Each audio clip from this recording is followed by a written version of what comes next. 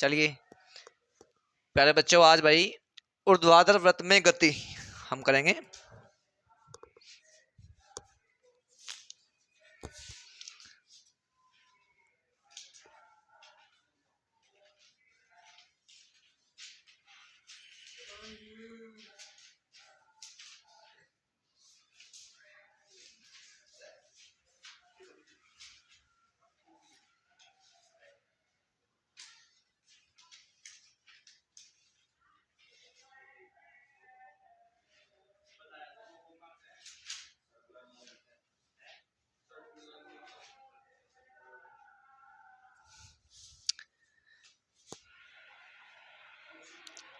माना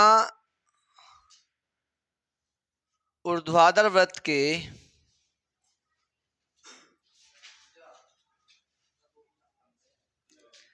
निम्नतम बिंदु बी, ए, सी और डी। निम्नतम बिंदु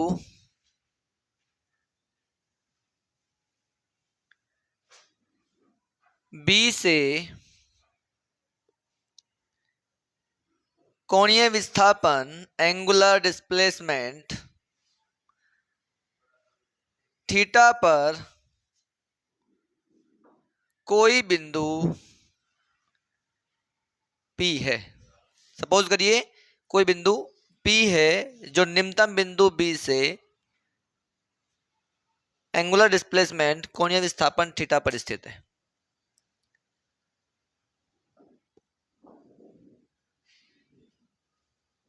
ये कण इस ऊर्ध्वाधर वृत्त में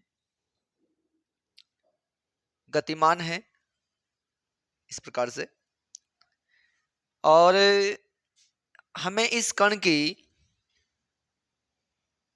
अलग अलग पोजीशन में वेग और तनाव इन दोनों को ज्ञात करना है। तो इसके लिए आप क्या करेंगे, माना कण P का द्रव्यमान यदि कण P का द्रव्यमान m है तो हम कह सकते हैं कि इसका भार mg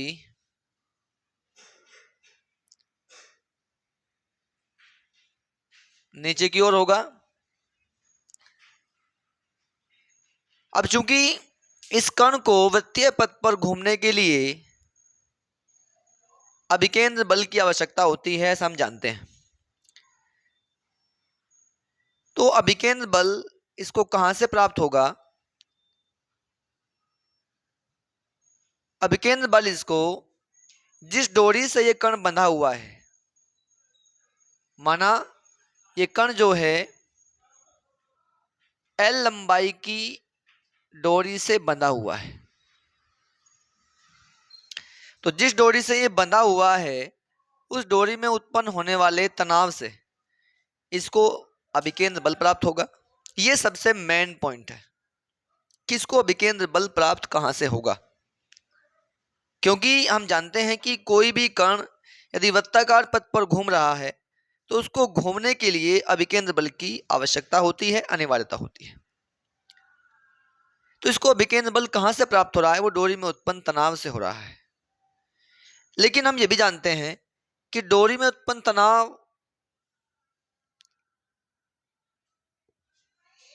को संतुलित करने के लिए, बैलेंस करने के लिए कोई ना कोई अपोजिट बल भी इस पर कार्यरत है। तो उसके लिए हम क्या करते हैं, इस भार mg को दो घटकों में वियोजित कर लेते हैं।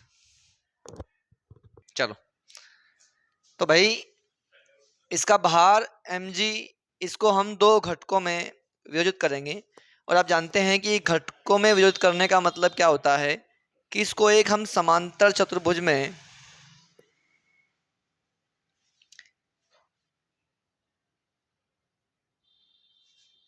बदलने का प्रयास करेंगे। ये mg कोस थीटा और ये mg साइन थीटा, ठीक है। ये बिल्कुल ठीक ऐसे वियोजित होते हैं कि ये समांतर चतुर्भुज को पूरा कर सकते हैं। अब यहाँ आप देखेंगे कि जो mg cos थीटा घटक है वो तनाव के ठीक विपरीत है। इसका अर्थ यह हुआ कि डोरी में उत्पन्न तनाव जो है, डोरी में उत्पन्न जो तनाव है वो कहीं ना कहीं इसके भार को भी संतुलित किए हुए है। इस कण का जो भार है, जो कण का भार है उसको संतुलित कौन कर रहा है? डोरी में उत्पन्न तनाव। और डोरी में उत्पन्न तनाव ही इसको घूमने के लिए आवश्यक अभिकेंद्र बल भी प्रदान कर रहा है। तो इसका अर्थ क्या हुआ कि डोरी में उत्पन्न तनाव दो कार्य कर रहा है, भार को संतुलित भी कर रहा है और इसको घूमने के लिए आवश्यक अभिकेंद्र बल भी दे रहा है। तो यहां से आप देखेंगे कि तनाव जो है वो mg cos थीटा के ठीक अपोजिट है। तो यहां पर हम कह सकते हैं कि जो, अब एक बात उच्चारण की है यहाँ पे, जब तनाव इसको संतुलित कर रहा है, यदि मान लीजिए तनाव टोटली तनाव, कंप्लीट तनाव जितना उत्पन्न इसमें है, यदि वो कंप्लीट तनाव केवल इसके भार को संतुलित करने में समाप्त हो जाए तो फिर इसको घूमने के लिए आवश्यक अभिकेंद्र बल कहां से मिलेगा? इट इज नॉट पॉसिबल, ये संभव नहीं है। तो इसका अर्थ क्या है कि तनाव इसको घूमने के लिए आवश्यक अभिकेंद्र बल भी देगा और इसको संतुलित भी करेगा। ठीक है, तो तनाव का कुछ हिस्सा इसको संतुलित करने के लिए चला गया और शेष जो है वो अभिकेंद्र बल प्रदान करने के लिए लगा जा सकता है। तो हम कह सकते हैं कि नेट तनाव कितना हो जाएगा? नेट तनाव जो अभिकेंद्र बल प्रदान कर रहा है वो कितना हो जाएगा? T minus mg cos theta. हम कह सकते हैं जो T minus mg cos theta मतलब जो T में से इतना फोर्स कम हो गया, इतना बल कम हो गया, वो जो बचा वो क्या दे रहा है? अभिकेंद्र बल। यदि कण की चाल, यदि कण की चाल v मीटर प्रति सेकंड है तब अभिकेंद्र बल क्या हो जाएगा? mv square upon r, sorry l, question first, क्योंकि हमने इसकी लंबाई को l माना है। अब यहां से मान लेते हैं, माना कण P, माना कण P वृत्ताकार पथ पर, वृत्ताकार पथ पर ऊपर की ओर, ऊपर की ओर बिंदु A तक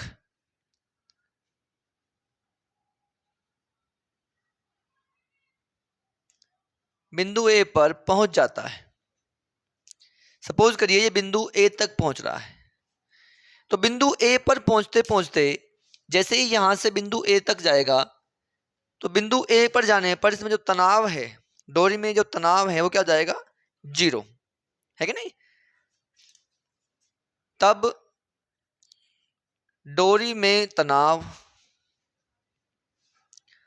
इसको हम TA कह सकते हैं, TA जीरो होगा,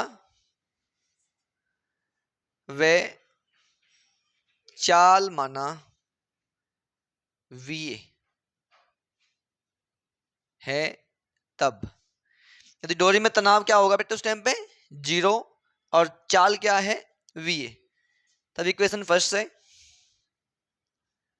समीकरण एक से TA माइनस mg cos 180, कण चला यहां से तो वहां तक जाने में इसने 180 डिग्री का एंगल पूरा कर लिया, तो cos 180 is equal to mva square upon l। देखिए हमने v को va कहा है, va का मतलब क्या है कि बिंदु A पर चाल है, t को ta कहा है मतलब बिंदु A पर तनाव है डोरी का, तो वो क्या है? जीरो मान लिया हमने। तो TA माइनस mg cos 180 की वैल्यू आप देख लेंगे -1 होती है, यदि आपको नहीं आती है तो जानकारी कर लेंगे। कोस जो है यदि आप 180 माइनस जीरो करोगे तो 180 माइनस जीरो सेकेंड चतुर्थांश में आता है, सेकंड पार्ट में आता है, और सेकंड पार्ट में साइन व कोसेक पॉजिटिव होते हैं, बाकी नेगेटिव होते हैं तो cos 180 minus zero minus cos zero is equal to -1, तो -1 आ गया है। MVA स्क्वायर अपॉन L, यहाँ माइनस माइनस प्लस हो जाएगा, तो TA plus mg is equal to MVA square upon L। अब चूंकि हम देख चुके हैं कि TA क्या है, 0 है, तो TA की वैल्यू TA बराबर 0 रखने पर तो 0 प्लस mg बराबर MVA स्क्वायर अपॉन L, तो m से m काट दीजिए आप, तो यहाँ आपको मिलेगा VA square is equal to LG,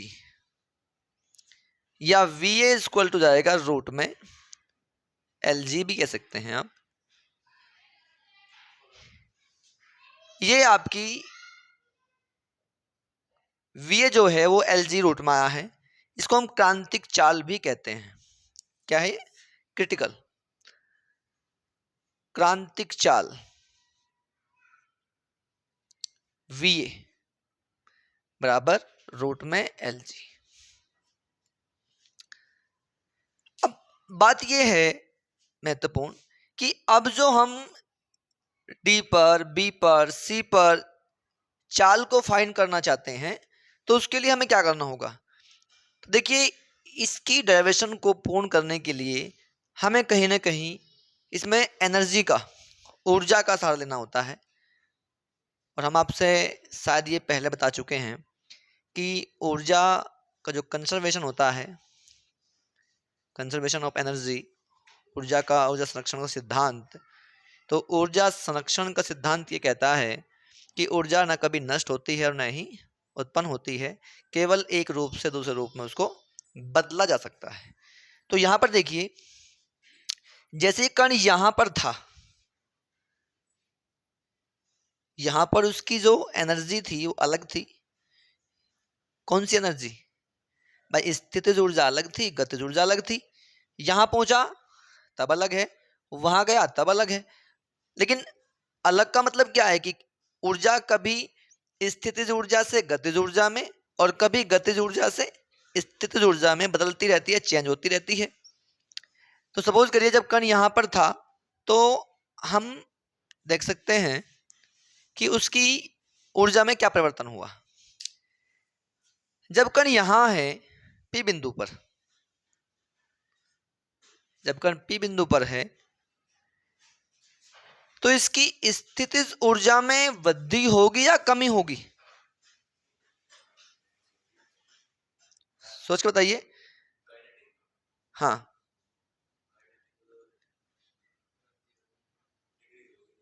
नाइटिक तो डिग्रीज होगी गतिज ऊर्जा, हम बात करें स्थितिज ऊर्जा की।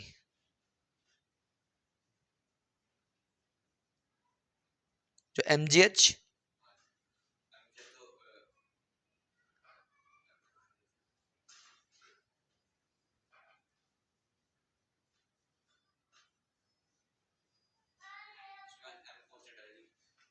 नहीं वो तो बात ठीक है, हम ये पूछ रहे हैं आपसे कि जैसे ही यहां से कण यहां पहुंचेगा, कण यहां से यहां जाएगा, तो उसकी दो एनर्जी हमारे पास है भाई, गतिज ऊर्जा एंड स्थितिज ऊर्जा। जो स्थितिज ऊर्जा है, जो पोटेंशियल एनर्जी है, स्थितिज ऊर्जा, वो उन दोनों में क्या परिवर्तन होगा? जब कण यहां से ऊपर जाएगा तो इसकी वेलोसिटी, उसका वेग, उसकी चाल घट जाएगी, बढ़ जाएगी? कम होगी। यदि चाल कम होगी तो नाइटिक एनर्जी, गतिज ऊर्जा भी कम होगी, गतिज ऊर्जा कम हो जाएगी। लेकिन जब यहां से ये ऊपर जाएगा, फिलहाल जो इसकी हाइट है वो इतनी है, फिलहाल ये केवल इतनी हाइट पर है, तो स्थितिज ऊर्जा इतनी है। लेकिन जब ये यहां से यहां पहुंच जाएगा, तो इसकी जो हाइट है वो यहां से लेकर यहां तक हो जाएगी, तो इसकी जो स्थितिज ऊर्जा है वो बढ़ जाएगी। ठीक है, तो गतिज ऊर्जा में कमी होगी और स्थितिज ऊर्जा में वृद्धि होगी। तो इसके लिए हम क्या करते हैं, क्योंकि हमें स्थितिज ऊर्जा में इसकी हाइट की अनिवार्यता होगी। सपोज करिए इसको ओ डैश हमने मान लिया, तो हमें यहाँ से यहाँ तक की हाइट की अनिवार्यता है। तो इसके लिए हम इसको फाइंड कर लेते हैं। यदि ये एंगल थीटा है तो सामने लंब है, ये आधार हो गया, तो ये हमारी जो भुजा है वो L cos थीटा हो जाएगी।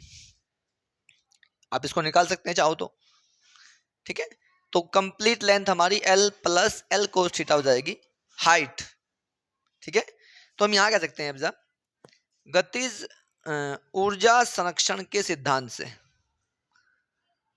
ऊर्जा संरक्षण के सिद्धांत से गतिज ऊर्जा में कमी, बिंदु ए की बात हम कर रहे हैं, यहां लिख लेते हैं, लिख लेते हैं पहले बिंदु ए पर, बिंदु ए पर क्या होगा भाई, गतिज ऊर्जा में कमी होगी एंड स्थितिज ऊर्जा में वृद्धि होगी, डिक्रीज होगी, वो सॉरी इंक्रीज होगी, डिक्रीज नहीं है, नहीं ये इंक्रीज होगी और ये डिक्रीज होगी। तो गतिज ऊर्जा में कमी, गतिज ऊर्जा में कमी का मतलब क्या हुआ कि सपोज पहले यहां पर इसकी स्पीड क्या थी, यहां पर इसकी स्पीड v थी, ठीक है, यहां पर जो चाल थी वो क्या थी v, तो वहां जा क्या हुई va, ठीक है। तो गतिज ऊर्जा पहले क्या थी 1/2 mv², जब यहां पर कण था तो गतिज ऊर्जा इतनी थी mv², m तो सेम रहेगा, जब वहां पहुंचा तो m 1/2 mva² हो गई। अब चूंकि आप ये कह सकते हैं सर जी आपने mva² हाफ mva² लास्ट में क्यों लिया, माइनस क्यों लिया, वो इसलिए लिया है क्योंकि va जो है v की अपेक्षा कम है, जो अब एनर्जी है वो इससे कम है, तो इसलिए इसको हमने -1/2 mva² कहा है, ठीक है। इसके इसके अलावा जब यहां पर कण था,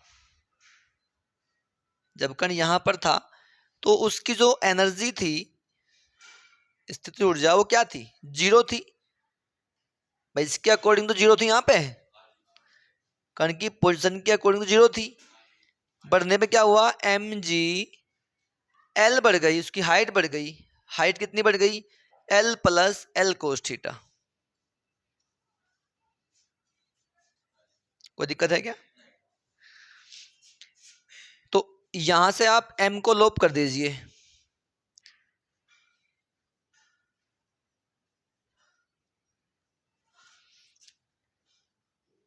ये हो जाएगा mg L plus L cos theta. यहां जो